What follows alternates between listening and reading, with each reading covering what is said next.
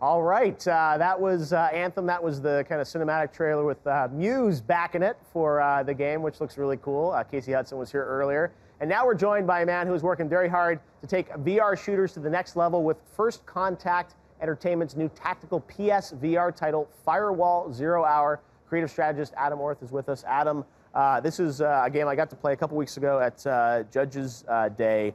PSVR title, but it has a lot of sort of shooter instincts to it, and it's a visceral experience, I have to say. The first time I played it last fall with you guys, I was like kind of taken aback because it was so visceral and so real. But what I love about this title is that it really sells sort of the cooperative nature of first-person action and four people together in an environment working together. Tell us a bit about the original sort of vision for this game, and it was obviously designed for VR, right? Yeah, we only make VR games at our studio, and we made a prototype of first-person movement. We wanted to kind of solve that in VR, at least in terms of a game that we were making, not for everyone. Right.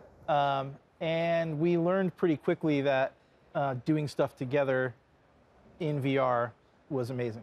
You can do things together in ways that I've never felt in games before. So we immediately knew we had something special there, and our team has a really long history of making shooters in traditional games. Yeah. And we kind of were gravitating towards that kind of old school Rainbow Six feel.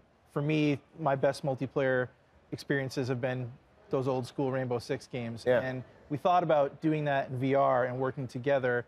And when we put those things into the mix in VR, it just became a really intense experience, because the way you have to rely on each other and communicate is really different than in traditional games.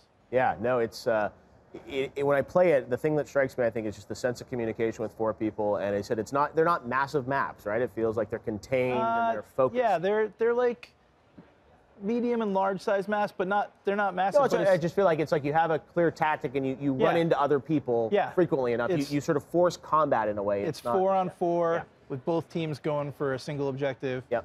And it really works out tactically, where the equipment that you take, the skills that your contractors have embedded, and it's just really fun to work together. Mm-hmm. Yeah. Now, you've done a lot of stuff in VR. You're sort of a big proponent of VR in general.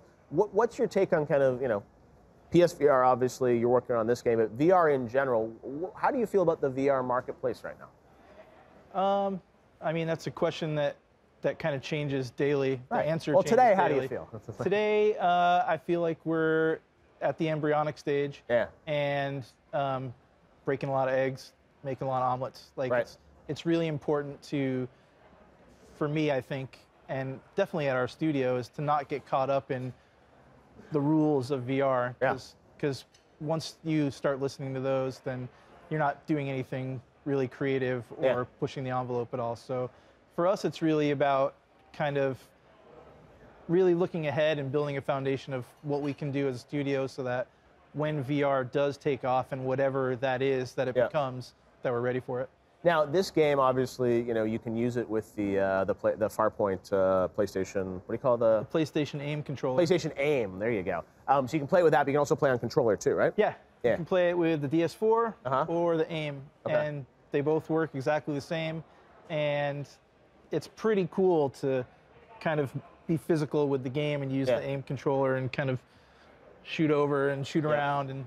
And of course, in VR, you can do stuff like, if me and you were playing, I can follow you, but look down hallways and doors, and that you can't. No, it is that sort of that 360 sense of the environment, but still in a familiar type of gameplay experience. Yeah, right. And when you're talking about the controllers, we want to make sure that it's perfect on the DS4, just as it is on the Aim. I actually prefer the DS4 myself, and it's cool because we play at studio mixed, and you can't, when you're in the game, you can't tell who's holding what.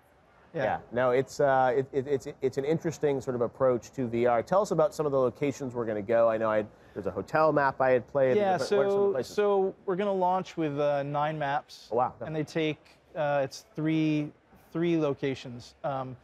three maps in the Soviet Union. Okay. 3 maps in Great Britain. Yep. And 3 maps in the Middle East. Okay. Yeah. And there's 12 contractors that you can choose from. Tons of weapons, tons of skills that you can apply, tons of equipment. We're doing tons of cosmetic microtransaction stuff, which I haven't really seen in VR before. So this is a full-featured AAA first-person shooter game in that VR. just happens to be in VR, and obviously very focused on the online experience of other people with PSVRs jumping into it, because it's only playable in VR, right?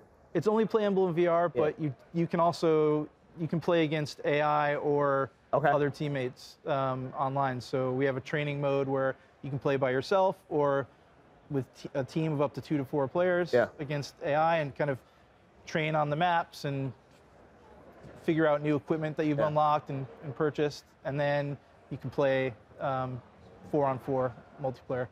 All right, well, it's great to see what you guys are doing with this in VR. When's it going to come out? Very soon. Okay, stay tuned. Very soon. All right. Thanks for being a big supporter of it. Yeah, we're excited to see more of it. Adam, Yeah. thank you so much for coming by the show. We'll hopefully see much more PlayStation still to come.